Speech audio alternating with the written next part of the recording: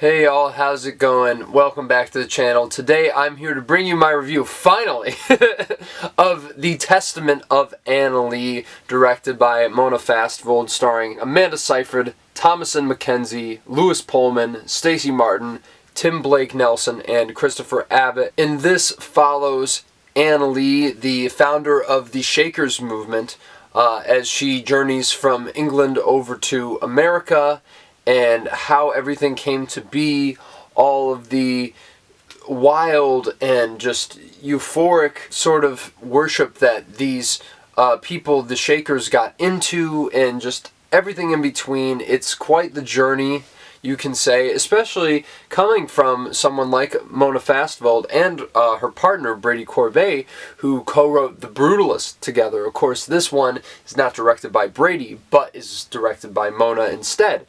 And so there was a lot of buzz surrounding this movie. I find the timing of this review to be very interesting, considering how things have played out, so I can definitely speak to that. But justifiably so, there was a lot of hype surrounding this, even though there was, like, walkouts at the Venice Film Festival. Everyone's like, what the hell is going on with this movie? And then I finally got the chance to see it at TIFF. We got tickets to see it. And I was super excited because, I love The Brutalist, as you know. It was one of my top 5 favorite movies from last year. So this really was something that was one of my most anticipated of the entire Toronto Film Festival.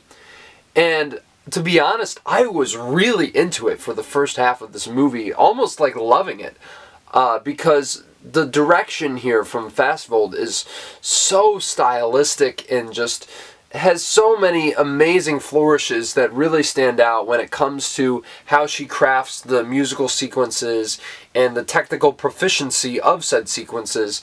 The editing here in certain moments is really, really spellbinding and honestly just so euphoric in a way that only the best scenes in cinema can offer. And the way it's all put together really makes you feel like you're, going through this movement with these people.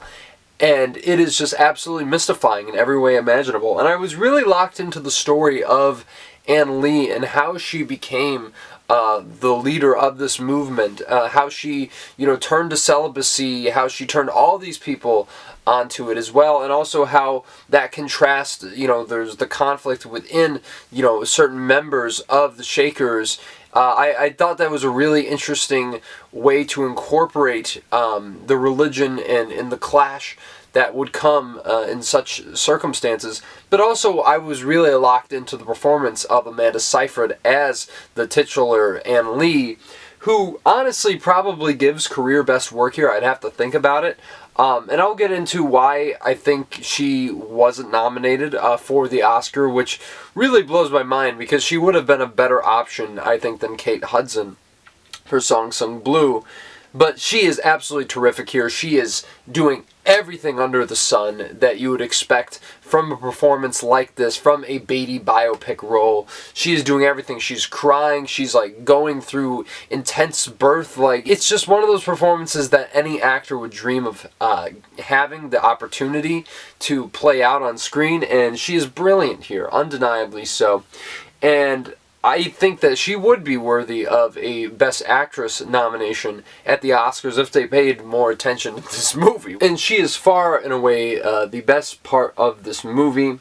But there's so many things to admire. William Rexler's stunning cinematography, just so vibrant, even though the color saturation is a bit toned down. What he's able to capture with the movements and his framing is absolutely unbelievable. The Daniel Blumberg score, coming off of his Oscar win for The Brutalist, really is such a great fusion of, these English folk traditionals, along with some, there's some electric guitar influences. It's really such a wild and eclectic score that I think fits this movie quite well, as a lot of the musical numbers to go along with it. So, the thing for me with this movie, though, because the performances, I think, are uniformly great across the board. Lewis Pullman as a standout, so is Thomasin McKenzie in a minor role. Christopher Abbott delivers when he's on screen. But once you get to the second half of this film, it just, I don't want to say it falls off a cliff, but it stalls so much. and it almost becomes so traditional in its presentation. Because my biggest problem with the Testament of An Lee is it seems so bold and original on the surface, but it plays out in such a traditional fashion that it kind of is at odds with itself, I feel, by the end of the story. And it just really doesn't feel that tight at all, especially, you know, compared to The Brutalist, which was such a finely tuned screenplay. Sure, they didn't leave every detail on the table, but they had you thinking at every step of the way.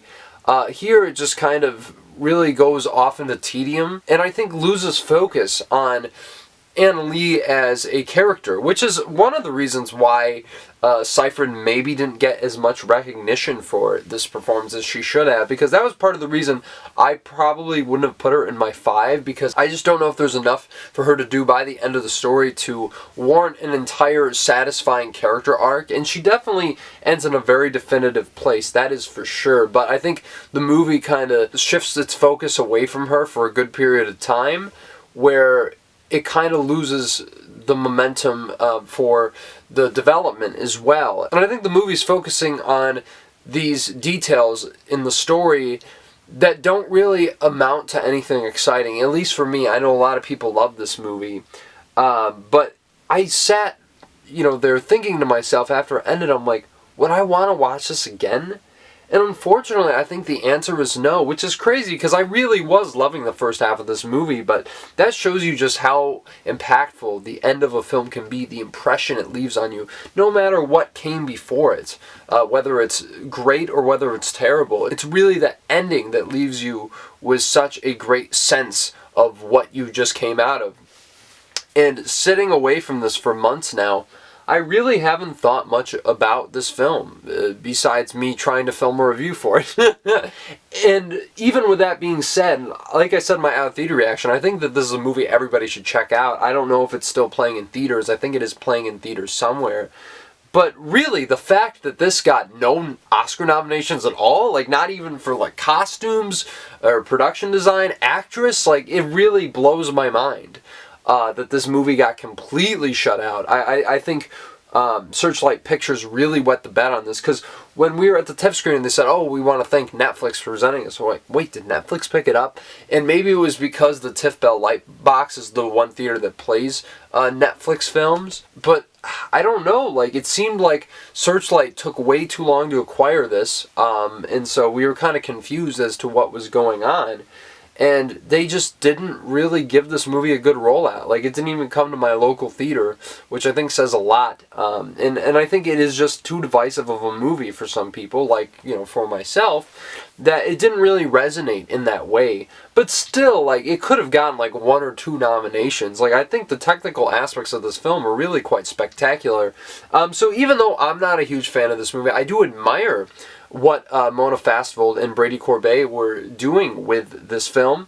I just feel like it is, in a way, at odds with itself. And I just feel that it really does feel like quite a dull experience by the end, which is crazy considering the highs in this movie are absolutely out of this world. And yeah, but definitely check this out because I think it is worth your time to see where you land on it. But I am going to give The Testament of An Lee a 5.5 out of 10. I really hate to say that, but yeah, I wasn't on board with this one as much as everyone else was, and perhaps I am being a little harsh.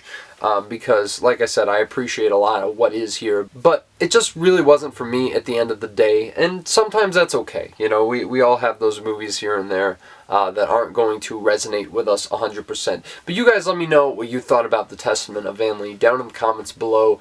Did you love this movie? Did you hate it? I don't know if anyone really hated it outside of, you know, some of the viewers at Venice. But I would love to hear your thoughts on all that. Did you like it better than Brutalist? Why?